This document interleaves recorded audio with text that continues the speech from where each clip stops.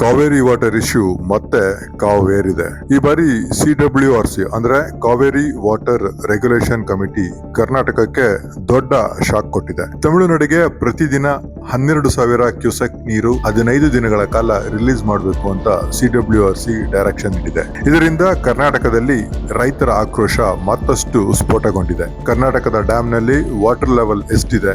ರಾಜ್ಯದ ರೈತರ ಬೆಳೆಗೆ ನೀರು ಸಾಕಾಗುತ್ತಾ? ಬೆಂಗಳೂರು ಸೇರಿದಂತೆ ಹಲವು ಪ್ರದೇಶಗಳ ಡ್ರಿಂಕಿಂಗ್ ವಾಟರ್ ರಿಕ್ವೈರ್ಮೆಂಟ್ ಏನು? ಈ ಪ್ರಶ್ನೆಗಳು ಎದುರಿರುವಾಗ ಮೊದಲು ತಮಿಳುನಾಡಿಗೆ ನೀರು ಬಿಡಿ ಅನ್ನೋ ಡೈರೆಕ್ಷನ್ ಯಾಕೆ? ಇದೇ ಈಗ ಕರ್ನಾಟಕದ ರೈತರ ಪ್ರಶ್ನೆ. ಕಾವೇರಿ ಬೇಸಿನ್ ನಲ್ಲಿ ಈಗಾಗಲೇ ವಾಟರ್ ಸ್ಕೇರ್ಸಿಟಿ ಬಗ್ಗೆ ಆತಂಕ ಇದೆ. ಮಂಡ್ಯ, ಮೈಸೂರು ಸೇರಿದಂತೆ ಕಾವೇರಿ ಭಾಗದ ರೈತರು ತಮ್ಮ ಬೆಳೆ ಉಳಿಸಿಕೊಳ್ಳಲು ನೀರು ಬೇಕು, ನಮ್ಮ ಜಲಾಶಯ ಖಾಲಿ ಮಾಡಿ ತಮಿಳುನಾಡಿಗೆ ನೀರು ಕೊಡಲು ಸಾಧ್ಯವಿಲ್ಲ ಎಂದು ಆಕ್ರೋಶ ವ್ಯಕ್ತಪಡಿಸುತ್ತಿದ್ದಾರೆ. ಇದರ ಮಧ್ಯೆ ಮತ್ತೊಂದು ಪ್ರಮುಖ ಬೆಳವಣಿಗೆ, ಕನ್ನಡ ಪರ ಹೋರಾಟಗಾರ ವಾಟಾಳ್ ನಾಗರಾಜ್ ಅವರು ಆಗಸ್ಟ್ 13ರಂದು ಕರ್ನಾಟಕ ಬಂದ್ಗೆ ಕರೆ ನೀಡಿದ್ದಾರೆ. ಈ ಬಂದ್ಗೆ ಈಗಾಗಲೇ ಹಲವು ಕನ್ನಡ ಪರ ಸಂಘಟನೆಗಳು ಬೆಂಬಲ ವ್ಯಕ್ತಪಡಿಸಿವೆ.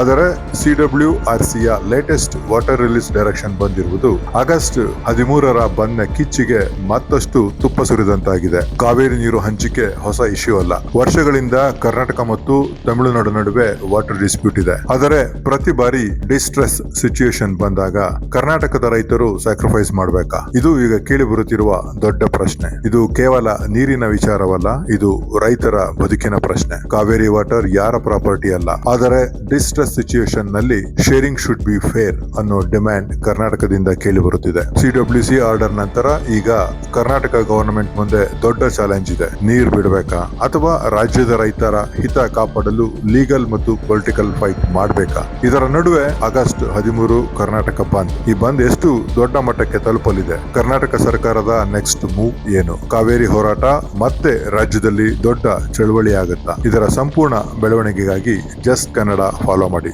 ನಿಮ್ಮ ಅಭಿಪ್ರಾಯವನ್ನು ಕಮೆಂಟ್ ಮಾಡಿ. ಕಾವೇರಿ ವಿಚಾರದಲ್ಲಿ ನಿಮ್ಮ ಧ್ವನಿ ಏನು ತಿಳಿಸಿ. ವಂದನೆಗಳು. ನಮಸ್ಕಾರ. ಬಹಳ ವರ್ಷದಿಂದ ನೆನೆಗುದ್ದಿಗೆ ಬಿದ್ದಂತ ಈ ಬಿಡದಿ ಟೌನ್ಶಿಪ್ ಮುಂದುವರಿಸ್ತಾ ಇದ್ದೇವೆ. ಉತ್ತಮ ರಸ್ತೆ, ಮೆಟ್ರೋ ಸೌಲಭ್ಯ, ಕ್ರೀಡಾಂಗಣ, ವಸತಿ, ಉದ್ಯಾನವನ ಒಳಗೊಂಡಂತ ಈ AI ಸಿಟಿ ಇದಾಗಲಿದೆ. ಯುವಕರ ಉದ್ಯೋಗ, ರೈತಾಪಿ ಜನರಿಗೆ ಉತ್ತಮವಾದಂಥ ಒಂದು ಬದುಕು, ಬೆಂಗಳೂರು ದಕ್ಷಿಣ ಜಿಲ್ಲೆಗೆ ಒಂದು ಹೊಸ ರೂಪವನ್ನು ಕೊಡುವುದೇ ಈ ಗ್ರೇಟರ್ ಬೆಂಗಳೂರು ಅಥಾರಿಟಿಯ ಯೋಜನೆ. ಜಮೀನು ಕೊಡುವ ರೈತರಿಗೆ ಉತ್ತಮವಾದಂಥ ಬೆಲೆ ಕೊಡಲು ನಮ್ಮ ಸರ್ಕಾರ ಬದ್ಧವಾಗಿದೆ. ಇಂದಿನ ಸರ್ಕಾರ ಕೇವಲ 25 ಲಕ್ಷ ರೂಪಾಯಿ ಮಾತ್ರ ಎಕರೆಗೆ ನಿಗದಿ ಮಾಡಿತ್ತು. ಆದರೆ ನಮ್ಮ ಸರ್ಕಾರ ಪ್ರತಿ ಎಕರೆಗೆ 3ಕ್ಕೂ ಹೆಚ್ಚು ಕೋಟಿ ರೂಪಾಯಿ ಕೊಡಲು ನಿರ್ಧಾರವನ್ನು ಮಾಡಿದ್ದೇವೆ. ಹಣ ಬೇಡ ಎನ್ನುವಂಥ ರೈತರಿಗೆ 50% ಅಭಿವೃದ್ಧಿ ಪಡಿಸಿದಂಥ ಜಾಗವನ್ನು ಕೊಡಲಿಕ್ಕೆ ನಮ್ಮ ಸರ್ಕಾರ ತೀರ್ಮಾನವನ್ನು ಮಾಡಿದೆ. ಈ ಯೋಜನೆಗೆ ಜಮೀನು ಬೇಡ ಅನ್ನೋರಿಗೆ ಯಾರಿಗೂ ಕೂಡ ಒತ್ತಾಯವನ್ನು ಮಾಡಲಿಕ್ಕೆ ನಾವು ತಯಾರಿಲ್ಲ. ಇಂದಿನ ಸರ್ಕಾರ ರೆಡ್ ಝೋನ್ ಇರಬೇಕು ಅಂತೇಳಿ ಏನು ಆದೇಶವನ್ನು ಮಾಡಿದೆಯೋ ಅದನ್ನೇ ಮುಂದುವರಿಸ್ತೇವೆ. ಯಾರಿಗೆ ಅಭಿವೃದ್ಧಿ ಬೇಕೋ ಸರ್ಕಾರ ಜೊತೆಗೆ ಸಹಕಾರ ಕೊಡಿ. ನಿಮ್ಮ ಅಭಿಲಾಷದಂತೆ ನಾವು ಕೈ ಜೋಡಿಸ್ತೇವೆ. ನಮಸ್ಕಾರ.